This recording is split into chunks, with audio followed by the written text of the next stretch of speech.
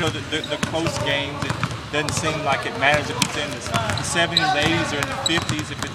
If it's a close game, that y'all can play any style and gut it out. Well, I feel like we've proven that we can win ugly games, obviously, and win different types of games. We've won high-scoring games and low-scoring games. We've won defensive, grinded-out games, and we've won just a couple where both teams played pretty well offensively. It's pretty rare for us. Coach, you're starting to get some more and more national attention. Now the coaches poll's got you with a couple of points, and AP is getting more and more points. How do you keep everybody focused? I know every week you say you're taking it one game at a time, but it's got to be more and more difficult as the weeks go on. I think we've had to address it a little bit more, and we plan on addressing it even more today. Just, again, how we handle success. This is new to all of us. I think there's plenty enough to talk about in terms of getting better. Obviously, we're offensively challenged at times, many times, and in different areas. Individually, we can all get a little bit better in certain areas, and really overall, again, offensively, we can shore some things up and execute better, make better decisions. And we've been really good defensively for the most part, but we still can improve on that side of the ball as well. So those are things we're trying to concentrate on more than who's giving us votes and how many we're getting and things like that. Talk about that atmosphere at Utah State. So that's a rough environment to play in. How'd your guys respond whenever they started getting loud the first time? I thought physically they beat us to some balls. They out-toughed us a few times, and that's what they do, especially at home. They're a big physical team. But mentally, I thought our guys showed a lot of toughness to hold it together and showed some composure. We called a couple timeouts there during a couple runs to try to slow some momentum, and obviously Raheem's big shot at the end definitely was a dagger for us. Talk about his growth mentally from freshman to sophomore. He had a tough game before you guys went on the road trip against Seattle. Yeah. Comes back and still has the presence of mind and just the mental strength to fight through that and hit the big shot. Yeah, he's grown up a lot and gotten better in different areas of his game. He's become a much better defender, a better passer. He's tried to become very unselfish in getting guys different looks. Tries to post feed the ball a little bit more. Where last year it was all about, hey, go, score, score, score. Having said that, he's very, very confident. And he's a type kid that can go 2 for 10 one night and might go 10 for 12 the next. He's not easily rattled. He's a kid that's got a lot of belief in himself as a scorer. Brandon Gibson got hurt towards the end of the game. Concussion or head injury. How is he doing? Is he going to be all right for Saturday? I hope so. He got a concussion, and he's been out since. He's out today. And those things obviously are to be taken care of very patiently. So when he's ready, we'll be ready to get him suited back out. How does Raheem have sort of a quiet contest? He's not the type of guy that has a lot to say, but when he gets down on the court, so how is his off-court demeanor different from his on-court? Off the court, Raheem's a real confident kid as well. He's pretty quiet among strangers, people that know real well, but he's surprisingly he can be the clown in the locker room at times. He's a funny kid. But you got a week-long break in between games. You're rolling along as well as you've been since you've been here. How do you view? Is it a good thing to have that stretch, or is it obviously with Brandon that's a good thing, but with the momentum you guys have, it's tough to take a week off? I do feel like we're riding pretty good momentum, but I'm thankful for the break after that long road trip. We got back Sunday night, and we left early Wednesday morning, so it was a long 5-day trip.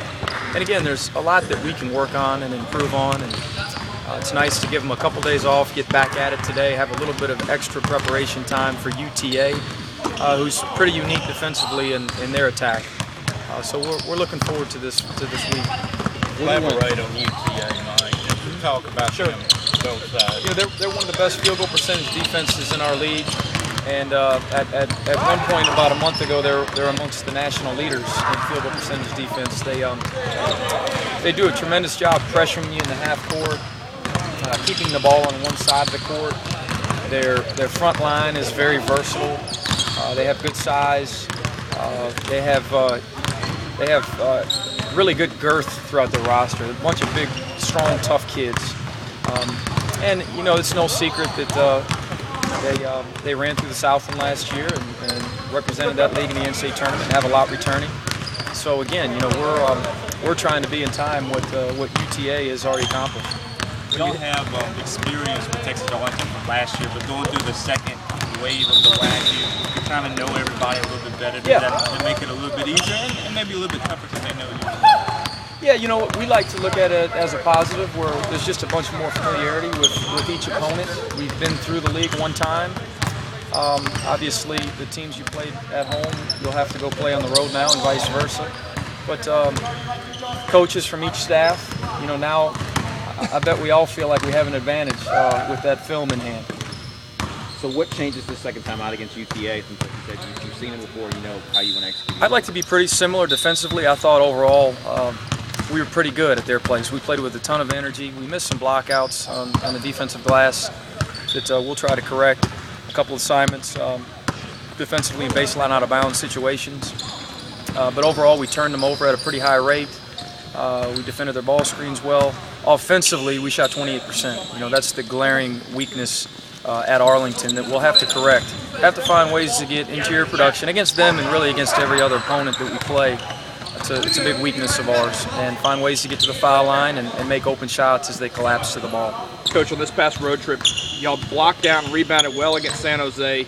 Didn't really do very well at it against Utah State. What do you do this week to prepare for UTA that is good at boxing out? Well, first of all, the couple days off hopefully will let our bodies heal a little bit, and then and we'll do some blockout drills towards the end of this week. Get back to playing bone on bone, and get our guys fighting each other a little bit in practice, and really just getting added reps with defensive rebounding. We sure need it. Going back to Raheem, you talked about his mental toughness. Is that what allows him to make the clutch shots, the couple threes against San Jose that let you pull away in the second half, and then obviously the three with a minute 30 left against Utah State? I think so. I just think he's a mentally tough kid who thinks he's really good. You know, it's probably why he's a little bit better than he should be. You know, he's just one of those kids that's got it, and he can miss 10 in a row in practice, and he's yelling at his teammates to keep feeding him the ball, and he's ready to let it fly, and I'm ready to let him see it fly.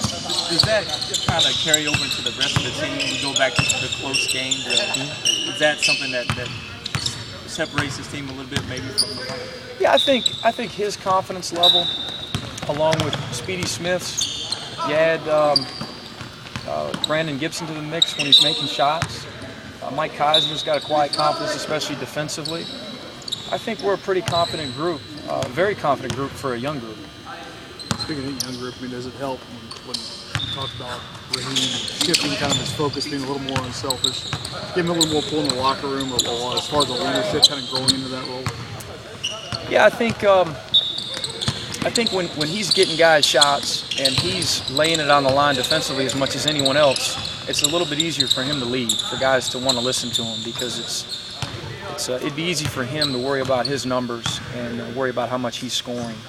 But he's most concerned with winning, and guys are more receptive to his leadership skills. Mike McConkey at Northwestern talked about him after y'all played him in December and said he's one of the best at going and following his own shot and getting points that way. I mean, it's a pretty unique skill for him, because you don't see a lot of guys anymore go get their own shot. It's interesting you bring that up, because guys have done a better job in our league this year of blocking him out. You know, as a 6'3" skinny guard, it's amazing how many times he's been able to follow his own shot. But recently he's had trouble with that. Against San Jose, he got a big putback. But for the most part, when he lets it go, he's got a body leaning on him pretty quickly.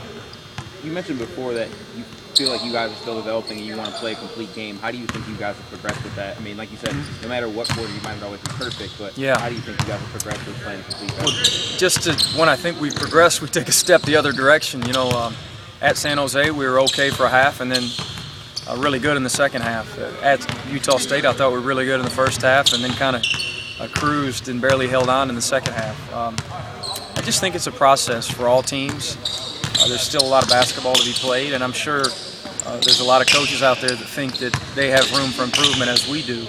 But continuing to strive for ultimate intensity for 40 minutes is really goal number one, and then figuring out how we can be more efficient offensively with some random defensive decisions to get better here and there are our biggest goals right now. Is it still about finding different ways to win and being confident to say we can win this way, we can win that way? Yeah, definitely. I mean, again, we're confident and we feel like we can win in different ways. But you know, whether the game's in the 50s or the 90s, we need to be more efficient offensively. We need to execute better. Things that we've been working on since September. There's still room for improvement. There's still room individually for guys to shoot better percentages, to be able to get to the foul line more, to make better decisions. Again, we're still a work in progress, and that's the way that we're approaching it right now. Coach, could you talk about how the school is starting to get national attention and how the players responding? And what does it say about the Louisiana Tech's program? Well, you know, it speaks volumes for what our kids have been able to accomplish in a short period of time, just to be competitive. I'm not sure that we're a top 25 team. I'm not sure we're an NCAA tournament team right now. Hopefully in a month we are. You ask how we've handled success. I think it remains to be seen. You know, I think over the past week, on this past road trip, I thought we handled success pretty well. Going to San Jose, playing the way we did, winning at a shorthanded Utah State was a big win, regardless of who was on the floor for them. I mean, that's a perennial power in our league. Playing in front of 9,500 was quite an atmosphere. So to have the composure that we did, to be able to follow through on the scouting report like our kids did, I think they've handled success a little bit better as of late.